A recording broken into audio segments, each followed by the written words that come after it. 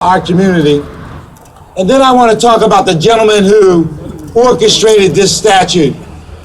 Not the movement from where it was to here, but actually to create the statute. He was a politician. He was a member of the state legislature. And he was an African American. He was a member of the Great Invincibles. His name was Sam Hart. And Sam Hart was a member of the Appropriations Committee, Vincent Hughes. And in 1927, he decided that there should be a statute to honor soldiers of color who had served in all of the wars. And he made the money available so that this statute could be constructed. Now, he was a Republican. But it was a different time. And he did a tremendous service. And you think about all of the things that he did in the legislature. What brings us here today is this decision to make sure that people would be able to remember and to commemorate the service of our veterans. So that's why we're all here, to say thank you to our veterans. And I want to present to you our speaker. He is someone who graduated from the U.S. Military Academy in 1978. He also got a degree in engineering from Stanford University. He graduated from the U.S. Army College. Now, this young man has served in a lot of posts. He was Chief of Staff for Personnel, handling over 1 million members of our armed services and their personnel issues. But now he's the Chief Engineer for the U.S. Army. He's the head of the Army Corps of Engineers. He supervises some 33,000 plus civilians all across not just our country, but in other places in the world, and 700 members of the military. His job is, as the chief engineer, is to figure out how to solve problems. And he does it extraordinarily well. I want you to welcome now Lieutenant General Thomas P. Bostic this afternoon.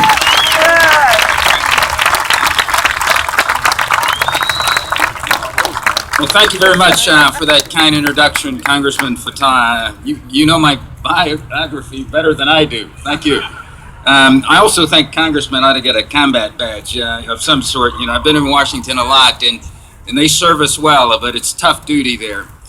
You know, we drove up from Washington, D.C. Today and drove straight here to Philly. And our first stop was to a coffee shop, and we walked in and we were going to buy a cup of coffee, and they said, no, it's free.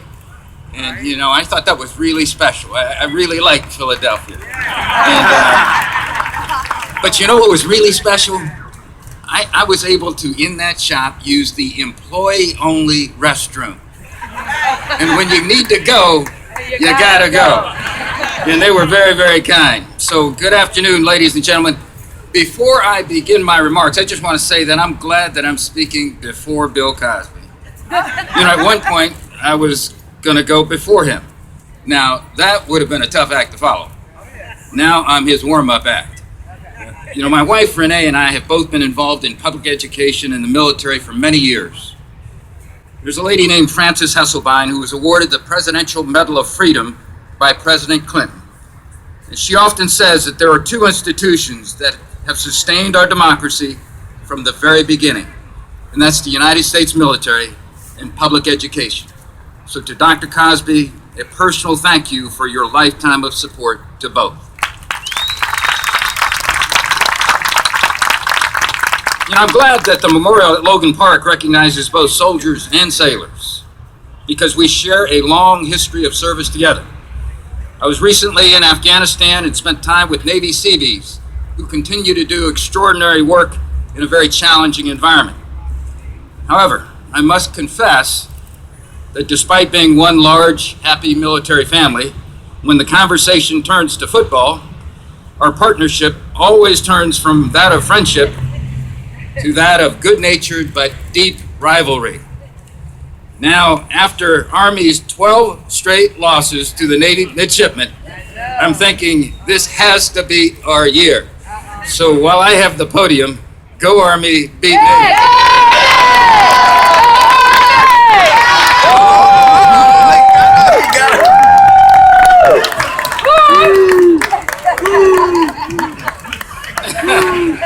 You told me to sit down. Yes, sir. But beyond the fields of friendly strife, our military team serves together to protect the freedoms that we all enjoy.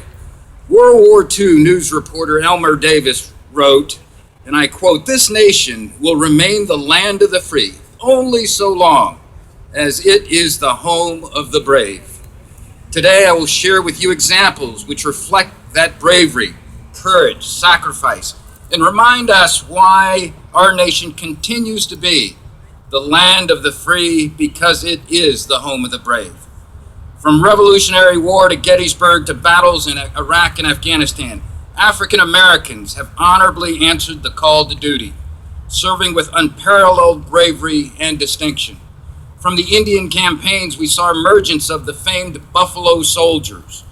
In World War I, General Pershing answered France's call for assistance by sending the 369th Infantry Regiment.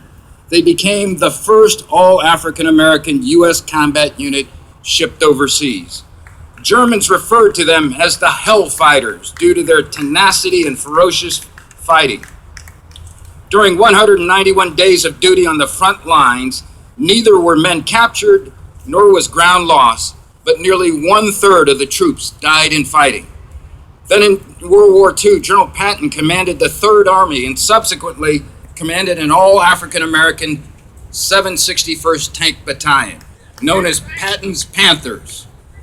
Patton said, quote, "I have nothing but the best in my army. I don't care what color you are, but everyone has their eyes on you and they are expecting great things of you," unquote. During a 6-month period of continuous battle, the 761st Tank Battalion participated in 4 major Allied campaigns, including the Battle of the Bulge. They inflicted 130,000 casualties upon the enemy. In 1941, the Army Air Corps began training African American pilots, and they became known as the Tuskegee Airmen. The fact that these brave men flew more than 15,000 missions and destroyed 251 enemy aircraft is a strong testament to their bravery, their know-how, and their dedication to the mission. In May of this year, I had the opportunity to provide the commencement address at Tuskegee University, and it was such a great honor. As I prepared my remarks, I recalled calling my brother, Anthony, also a Tuskegee graduate himself. And I said, no one ever remembers who their commencement speaker was. And if they do, they don't remember what he said. So I said, when you were at Tuskegee, who was your commencement speaker? And without a second thought, he said, Bill Cosby. So I said, okay, well, what'd he say? And without a second thought, he said, and I'll quote Dr. Cosby, "Some of you are graduating summa cum laude, some magna cum laude, others cum laude, and there are those of you who are just lucky to be graduating." So, Dr. Cosby, I thank the Lord that I followed you by 23 years in my commencement address, but they still remember what you said, as I'm sure will be the case today. As you heard, in 1948, President Harry S. Truman signed the executive order desegregating the armed forces. My father joined a segregated army, and that executive order helped him to join the all-volunteer force that we have today. It's an all-volunteer force that works together, supporting and defending our great nation. We're a team of warriors and civilians, where each person is judged by his or her performance, never by race, ethnicity, gender, religion, or orientation. Today, we're in approximately 150 different countries. Somewhere today, members of our military are engaged in combat. They're on point for the nation. They fight for each other, and they fight for you and me. And they have done this throughout our history. We could not do this without our supportive families. They also serve and sacrifice much. In closing, I thought I would tell you a story that President Ronald Reagan provided when he spoke at a Tuskegee commencement. So President Reagan and Dr. Cosby, I guess I'm in good company here. President Reagan said to the students, And I quote, "Being from this campus, you know of Chappie James and the Tuskegee pilots. I'd like to speak with you of a man whose name is not so well known as these, Ensign Jesse Brown, the first black naval aviator. He was a husband and a father, a deeply religious man, an individual who studied engineering at Ohio State and left college to become a naval aviator. He loved to fly. In December 1915, Ensign Brown was a member of Fighting Squadron 32 aboard an aircraft carrier somewhere off Korea. He flew 20 close air missions, providing cover for our outnumbered Marines at Chosin Reservoir. The battle was fierce. Our men on the ground were in a desperate situation. On December 4th, 1950, Ensign Jesse Brown's aircraft was hit while making a strafing run against the enemy. With tremendous skill, he managed to crash land on a rough, boulder-strewn slope. He survived the crash, waving to his friends as they circled overhead. They knew he was in trouble when he remained in the cockpit, even though smoke began to billow from the wreckage. Finally, a fellow member of his squadron could stand it no more. As the others attacked and held off advancing troops, Lieutenant J.G. Thomas Hudner ignored the dangers of the mountain terrain and the enemy troops and made a deliberate wheels-up landing. He ran to Ensign Brown's plane, now erupting in flames, and found his friend alive, badly injured and trapped in the cockpit. Lieutenant Hudner shoveled snow with his hands to keep Jesse from the flames, burning his own hands badly in the process.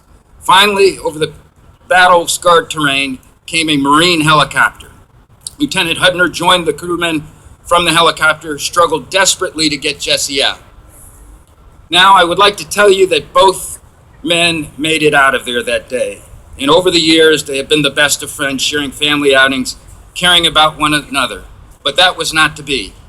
Ensign Jesse Brown died on those slopes in Korea. When he risked his life for those besieged Marines, Jesse Brown didn't consider the race of those he sought to protect. And when his fellow pilots saw him in danger, they did not think of the color of his skin. They only knew that Americans were in trouble. Ensign Brown was posthumously awarded the Distinguished Flying Cross, the Air Medal, and the Purple Heart. Lieutenant Hunter, the Congressional Medal of Honor.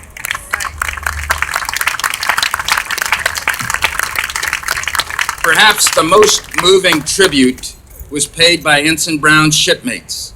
In a memorial printed in the ship's paper, they wrote, "We bid farewell to a Christian soldier, a gentleman, a shipmate, a friend. He was a credit not only to the Navy, but to our country.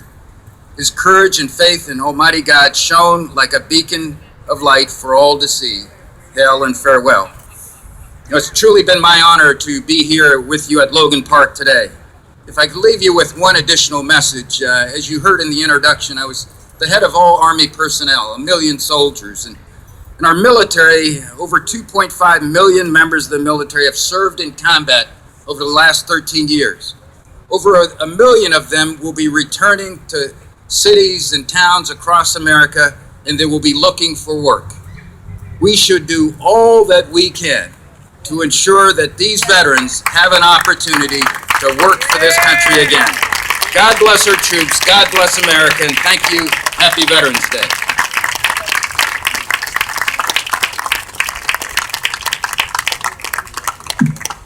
I told my friend Herb after I left last year's ceremony here on Veterans Day, that we were gonna take this thing and turn it out. And we did, Herb. We have that's a general right there. That's the general. We had the governor, we had the mayor, we still got the mayor. That's a general, Mr. Mayor. That's right. Lieutenant General. All right, I got it. Okay. One of America's most beloved comedians of all time. Bill Cosby has captivated generations of fans with his comedy routines, iconic albums, which I have, I think, every one of, and best-selling books, such as Fatherhood. His comedy transcends age, gender, and cultural barriers. Cosby broke television's racial barrier with I Spy, becoming the first African American to co-star on a television series while winning 3 consecutive Emmys. He created and produced the Emmy-winning cartoon Fat Albert and the Cosby Kids.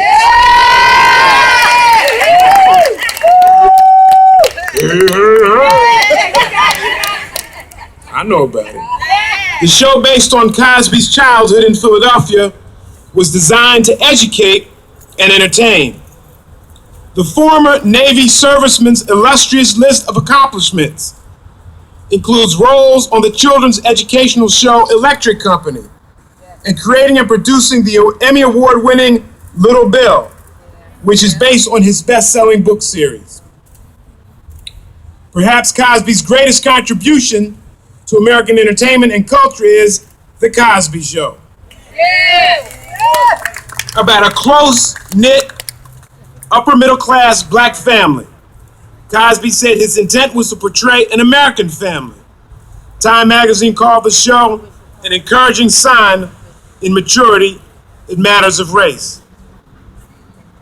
The latest Cosby special, Bill Cosby, 77, was taped on his 77th birthday at the San Francisco Jazz Center on July 12th.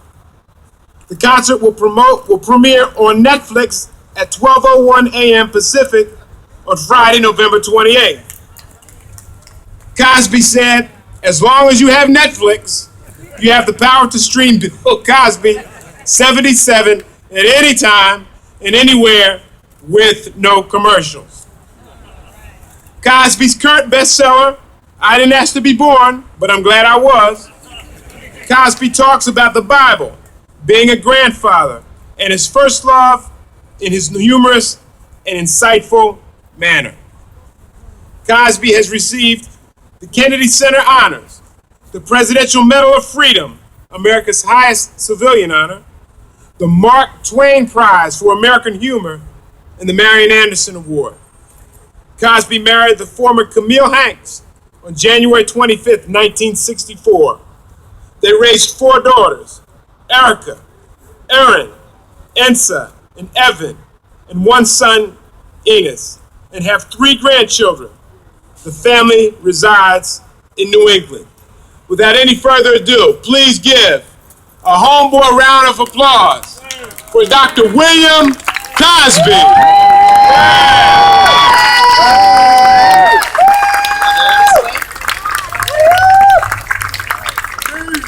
Where did he go? I'm right here. Thank you. My man. My man. Why is there? There you go. And thank all of you. And I was writing my speech. Those of you who've ever been given a chance to speak, you write your speech before. Then you get there and you find out everybody's saying your speech. I would like to correct the 3-star general's brother. I said some of you have graduated summa cum laude, some magna cum laude, some cum laude, and the rest of you, thank you, Lord. That's what I said. Now, I want to add to this mix. I want to add to this mix the importance of the important, sure enough, go down the alley with you, white people. White people who you can trust to go down the alley with you. Because you're not going to get there by yourself. And there are white people who stood against their own people to say that they were wrong for what they were doing to the colored Negro spooks and whatever other names they wanted to give. Now, did all of us join together to make it unanimous? No, because some of us were afraid. we would lose our jobs. Some of us were told by our bosses, no, you go over there, you might as well not come back here. But there were others, along with white people, and they're in the book as far as getting the money, as far as staying there, so that when this statue, I don't know if you know it, Tamika, well, come here. Tamika, what was the lady's name who gave you the what's the lady's name who gave you Carol Lawrence. Carol Lawrence gave Tamika the history that there were 4 studies done Yes. of this statue. One of them had 12 figures, and the people cut it in half. Said there's too many Negroes. Too many Negroes. You cut it in half. So, Tamika, if you will put together a search party for the other 6, good. Now, there's a Mr. Woodson. Marshall Houston. What's his name? Marshall Houston. Marshall Houston, who does not want to talk, but Marshall Houston. Let me put it where it's supposed to be. The first place was 23rd and Pine. 23rd and Pine. They put the statue there with the colored people. I mean the statue, and it was on the edge enough of an Irish neighborhood, and they put it where it just looked awful. Black and colored and Negro people and whites raised sand to keep from cursing, and they moved it. Charles Blockson, our historian, used the correct word. They took it from 23rd and Pine and they hid it. In the woods. See, that's us. That's us.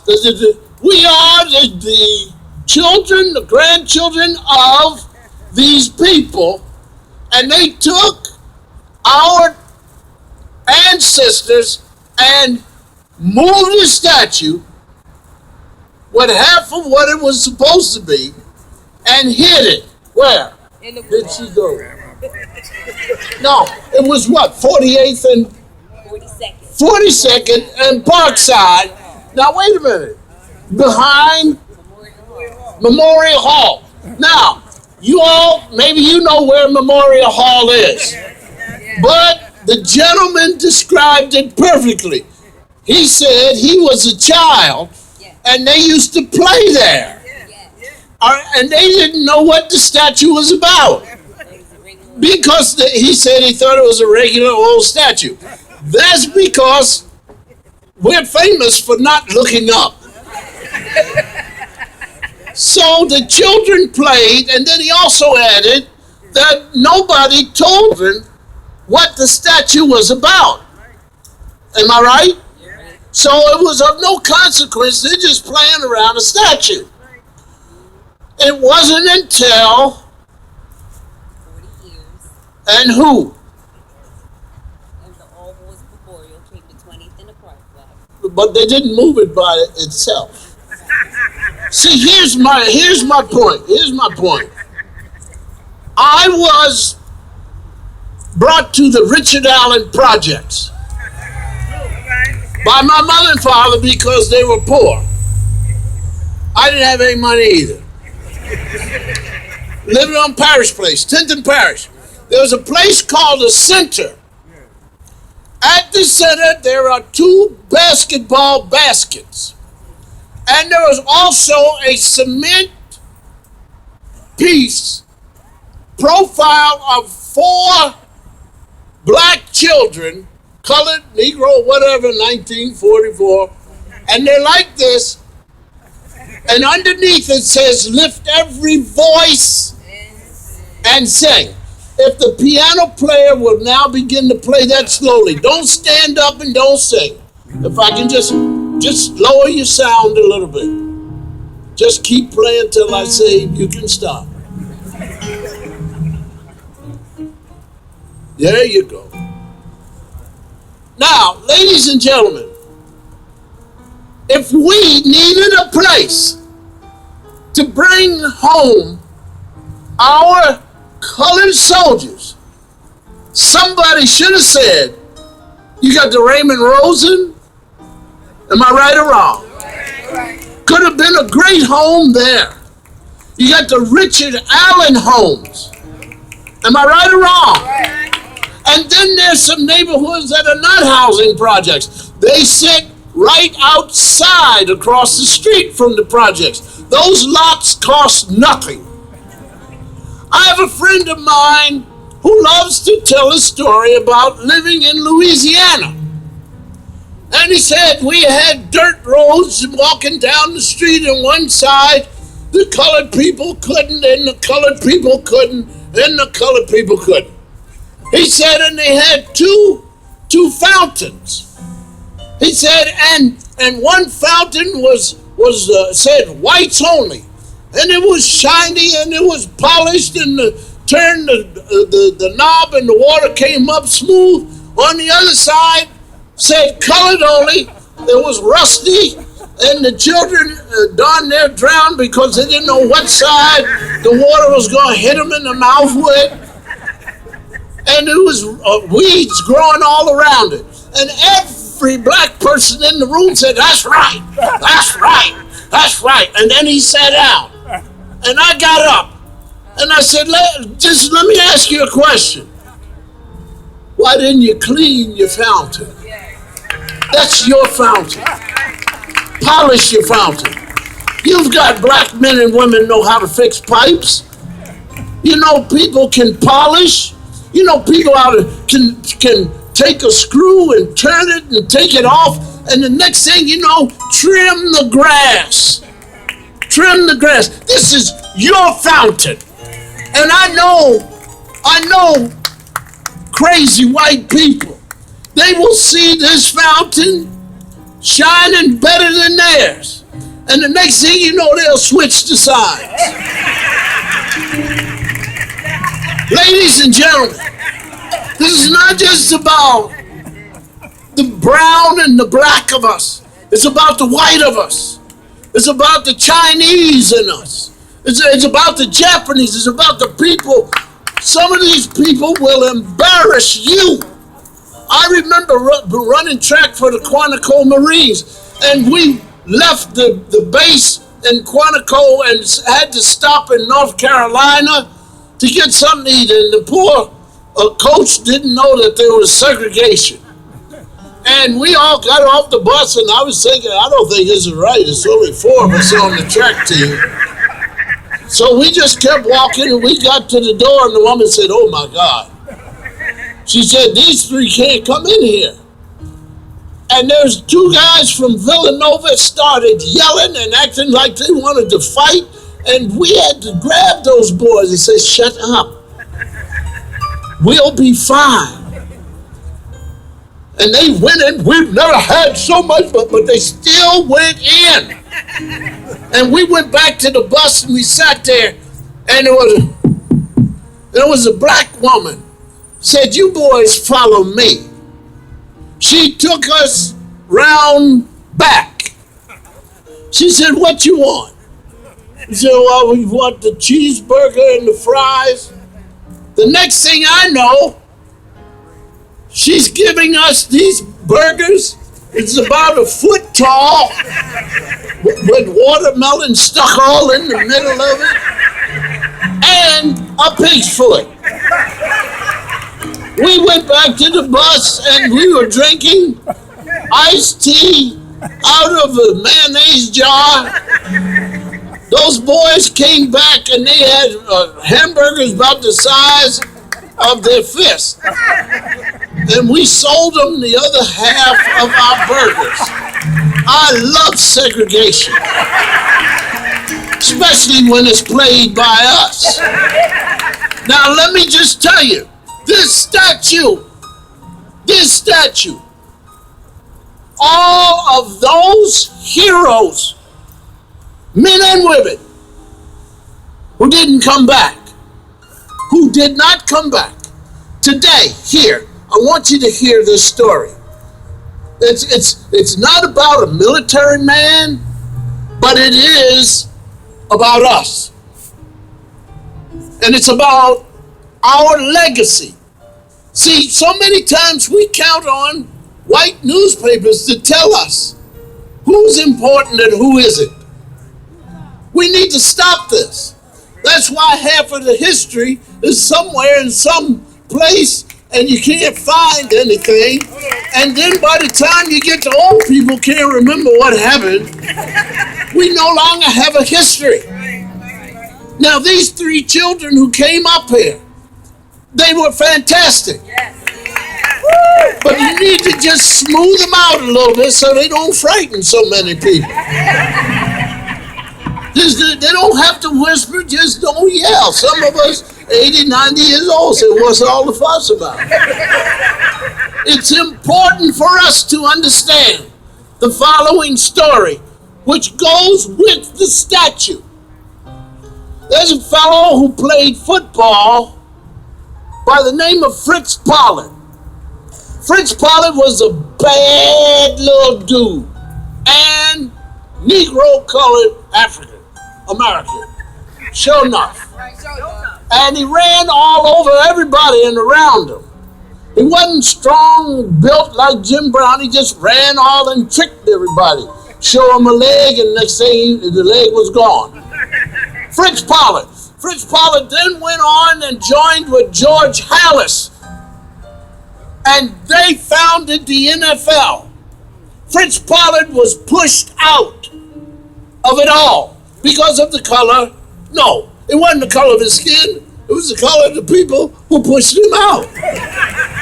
So they keep saying, well, I was this because of the color of my skin. No, you were pushed out because that white guy said, I don't like his color. Nothing wrong with your color. They sit in the sun long enough. So it's important for you to understand that Fritz Pollard later went on and coached at Lincoln University, which is called the Black Princeton. The reason why it's called the Black Princeton is because Princeton had no photographs of the people they accepted. And so the boys that scored high, because it was an all-boys college, showed up, and some of them were black. And they were told right away, you're not going to be happy here. And so there's no cell phone to call your parents. They bust them over to Lincoln. And that's how Lincoln got the name, the Black Princeton. Because all of the bright boys went over there. They had to. Now, Fritz Pollard, ladies and gentlemen, we honored him, the Black Athletes Hall of Fame. And this man in his 70s, I was the MC, when he got up, oh, he was so handsome. Wavy gray hair and black mixed in, the tuxedo, and still looked in wonderful shape. And he came up and the whole Waldorf Astoria standing ovation, Howard Cosell. And I handed him the trophy. And he held that trophy. Now here's my punchline. I'm coming to my punchline, and this is about us and about all the men and the women. He looked at it, and the applause subsided, and the people sat down. And he said, I thought you had forgotten about me. Am I making sense? Yes. We don't forget about ours. And we don't leave what ours have done to others to keep our history. Teach. Let every minister every morning before getting to Jesus get to that which God has made. Just give 2 sentences, which ministers do, period. It's important for us that this man who played around the statue, also said, nobody told us to look up and see the importance of it. It's here now. It's here now. And I want to see tour buses coming to Philadelphia, Pennsylvania. Call your friends, call the elderly before they die. Tell them to look up, because this is Philadelphia. And tell them to go over to the museum and look at the little teeny plaque with the black man's name hidden. Hidden. No more. We're bringing up our own, and we're looking up. Your children need to know the difference. And if the schools shut down, bring them into your home. Bring them into your church. Bump the people off the street corner and have your sessions there. Give them some place to understand. And when they say, well, that was before my time, you look at them and you say, yes, darling, that's why I'm telling you about it now. Don't let them walk away from you. Don't give them anything to just say, I won that one, because some of them do it in ignorance. Why did you join? Why did you go over? That's because it's something in your heart about this earth, about this family of yours. And you know, so many of you, men and women, if you don't go, they may come here. If you don't go, they may come here. And you may not be respected by mentally ill people looking at your color and saying something wrong. Let them. Just don't touch me, that's all. And don't get in my way. You understand? Because there are people like Lewis Katz. Lewis Katz go any place down the dark alley and he will not turn around and run. So there are those who have helped, who stayed and are still fighting. The statue is here because of a few, and it's going to stay because of a many. No more. I thought you forgot about me. No, we remember you now. And all I want you to do right now is I want you to go deep into your heart right now. And I want you, when I say do it, to call out the name of someone who left their life for us over there or died coming back here. I want you to go deep to the woman, to the man. Do it. Let me hear you. Let me hear you. Take care of yourselves.